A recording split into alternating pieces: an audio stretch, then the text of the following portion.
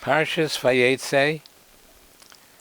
This is a shir adapted from the shiurim of Moran Hagoyin Reb Nosson Tzvi Finkel Zeichat Tzaddik Levrocha and Moran Hagoyin Rav Leib Chasman Zeichat Tzaddik Levrocha.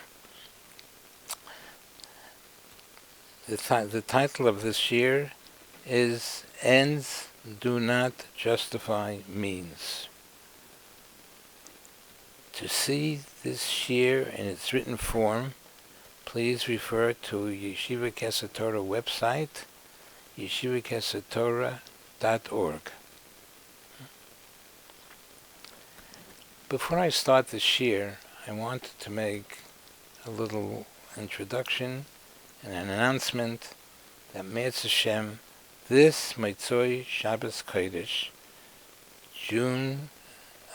November 17th, we are going to have our annual journal Malava Malka at the Young Israel of Kew Gardens Hills with live music and guests of honor. We ask everybody to please try to make it. It's too late now for ads, but please, your presence is very important to us, and please try to make it. It's Young Israel of Kew Gardens Hills. The Malava Malka starts 8:15, and Birchas Hamazon is 10:15, and we'd really appreciate if all our friends will please attend this Malava Malka. Thank you very much. Okay, it says in the Torah that Yaakov came to this place, which we know now is Hara Maria, and went to sleep. And he awakened from his sleep and said, and Hashem gave him in this place where he slept, they gave him brochas and brochas and brochas for Klal Yisrael, for all generations to come. And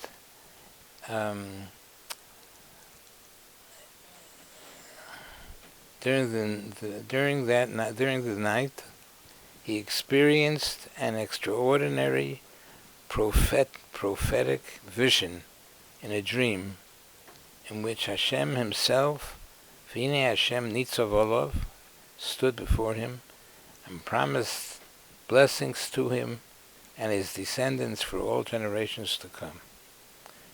Your descendants shall be like the dust of the earth. I am with you. I shall protect you. Yaakov awoke from his sleep and said, Hashem is truly in this place, and I did not know it.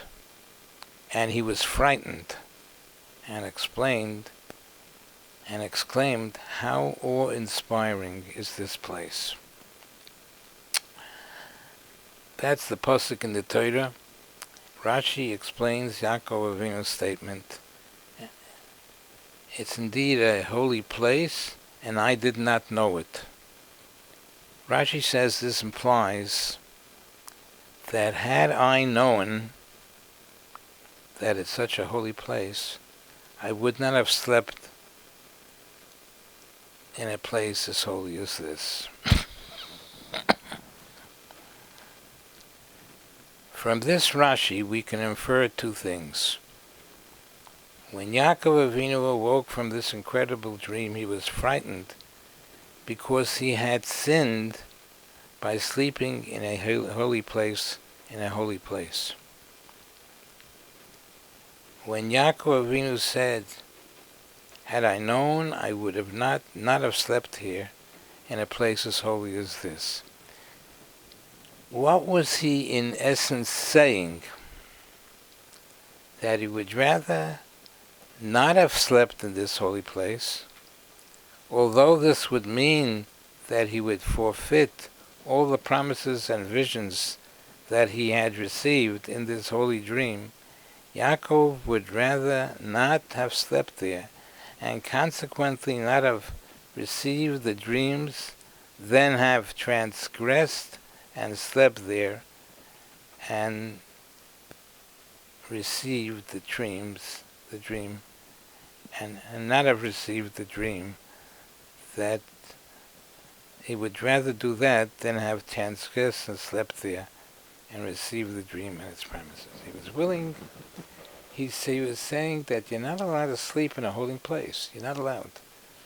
So if I knew that it was such a holy place, I wouldn't have slept there. But that would mean he would have to, if he doesn't sleep there, he can't get the promises of the dreams. If he wouldn't have slept there, he wouldn't have dreamt, he wouldn't have received the tremendous prophetic visions that all he saw. He would rather, if I knew that it was such a holy place, I would not have slept there, and forego all the visions that he saw, because you're not allowed to sleep in a holy place.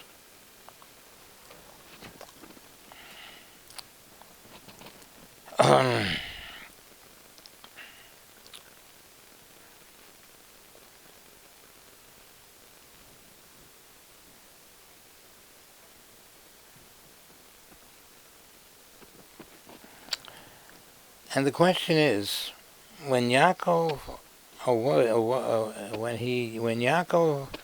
awakened from his sleep, he was frightened. Vayira vayomer, ma'noira hamokim hazeh. He was frightened because he had transgressed by sleeping in a holy place. Would we have reacted in such a manner? We just slept in a holy place where you're not allowed to sleep. And Yaakov Avinu said, if I knew, I wouldn't have slept there. Would we have reacted in a similar manner that Yaakov did? Wouldn't we have enthusiastically jumped for joy upon receiving such an incredible vision? Receiving blessings from Hashem of protection and fruitfulness for ourselves and for the entire Klal Yisrael for all generations to come. Shouldn't Yaakov Avinu, instead of being frightened, should have been utterly possessed by overwhelming feelings of jubilation and ecstasy, with praise and thanks to Hashem? Wouldn't we rather have been so happy? Wow, I just received such visions of brachas from Hashem. No, Yaakov Avinu was afraid. That was the fear that was going on with him. He reacted with fear, rather than in our lives, if this would happen, we would react with joy. Rebbeinu Shalom, thank you, thank you, thank you.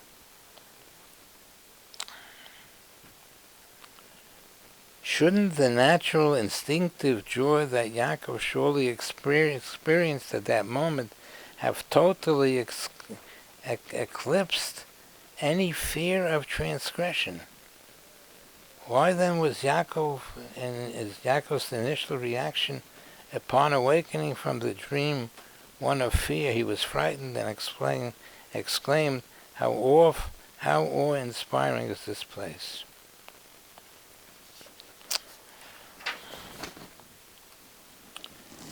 We see from here a very important hashkafas HaTorah. Ends do not justify means. Even though it is so very important to attain a great end, such as brachas for Yaakov and for the entire Klal Yisrael, for all generations to come, Yaakov had no right to avail himself of improper means. to go and sleep in a place where you're not allowed to, I'd rather not have slept there, even though I would have to forego all the visions and brachas that he saw. Can have something that's the greatest thing in the world, and we can't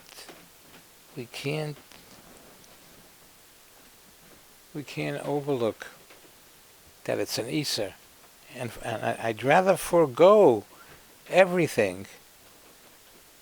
I'd rather forego everything than receive something in a way that's Aser in halacha.